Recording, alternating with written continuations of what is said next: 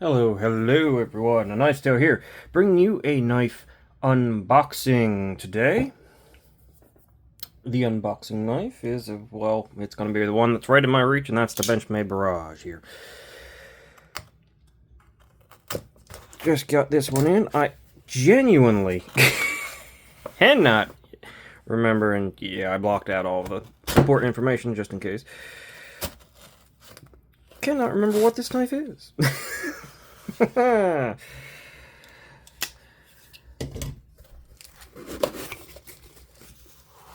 What do we got here? It's a inexpensive knife.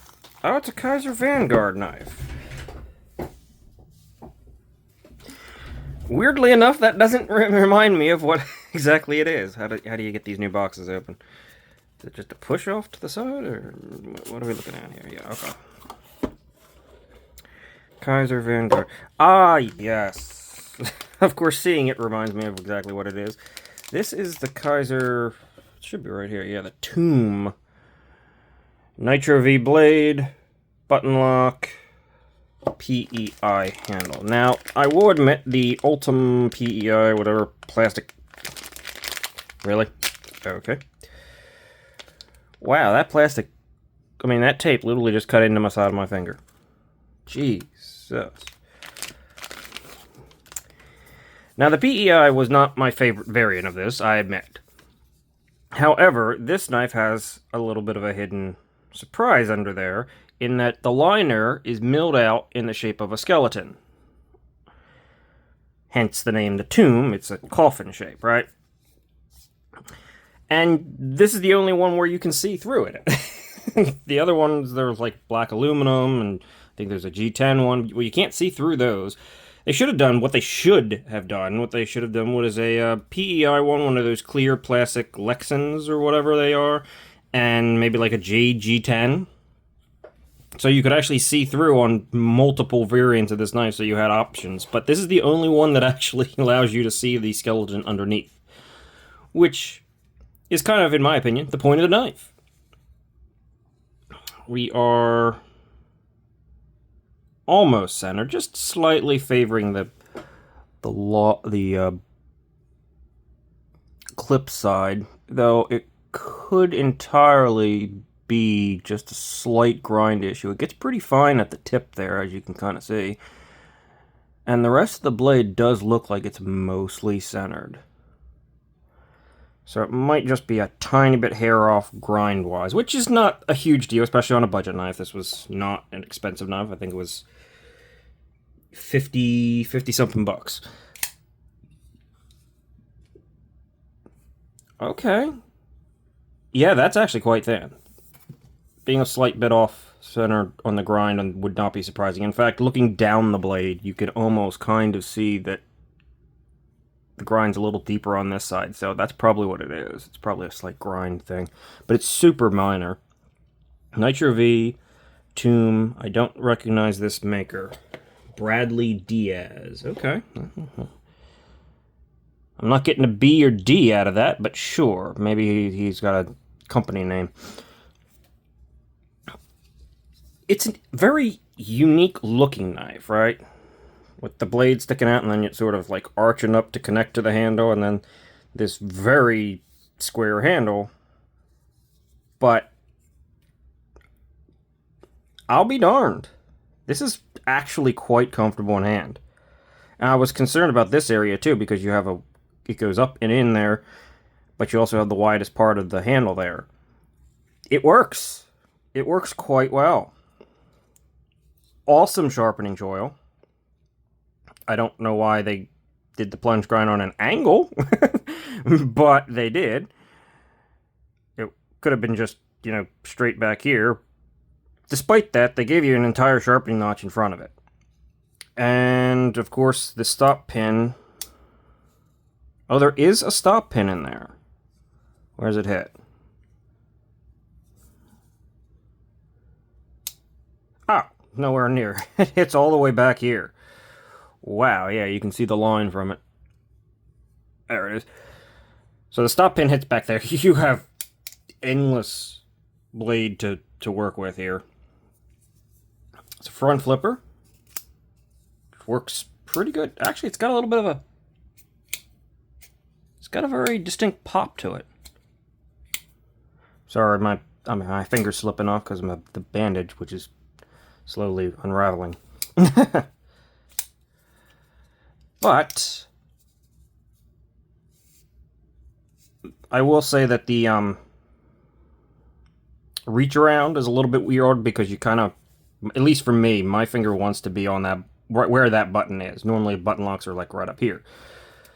But yeah, let's see. The reach around's tough. Because I can't get up where I want to be and get the leverage I want. Oh, okay, you just can at least I can just kind of go above it. There we go. To get the necessary leverage. Not the greatest jimping. Not like wire jimping that's super fine, but it does have some traction and it goes all the way around, so I'm really screwing up with this front flipper, and I'm usually quite good at front flippers. Okay, there we go. Just got to get used to it. Drop is clean. There's a little ting, too. I don't think that's going to come across. It's super subtle. Let's see.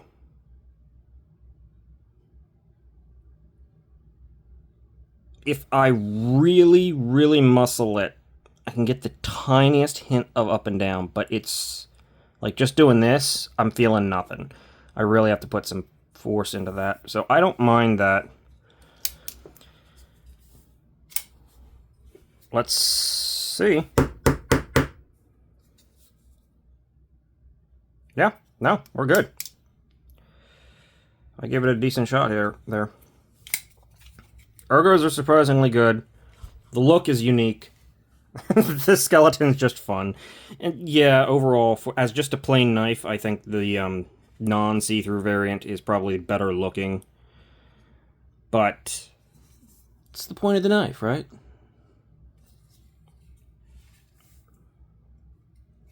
I like it. Quite thin. No real burr. Yeah, a little bit of bitiness to it. Not bad, not terrible, not terrible. Flat screws. Decent clip. Don't love this flat at the end, but I've never had a problem with Kizer's clips, even though this one is slightly slanted in. Nice texturing on the PEI, too. It's quite fine, but it's nice.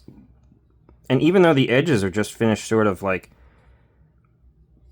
a large chamfer, the actual points of those edges are... They had to have been touched with something, because they are softened quite a bit.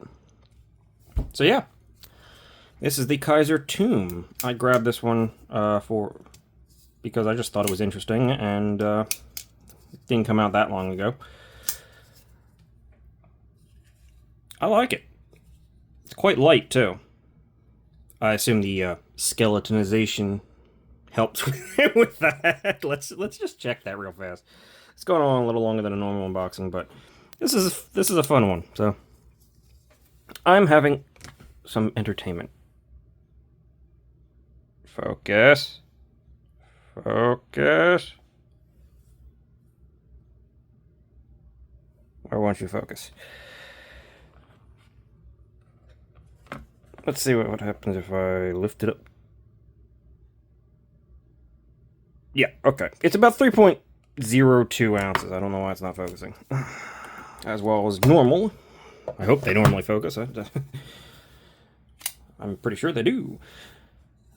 But, yeah, this is actually a pretty nice knife. For the, like, $55 that I got it for.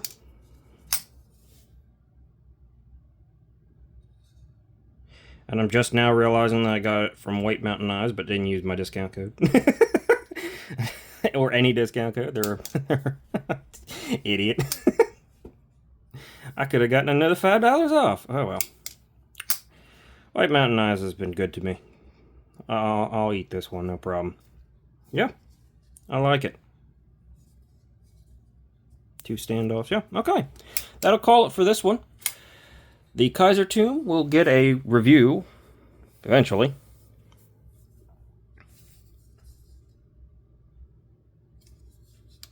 And I'll see you guys in the next one. Thanks for watching.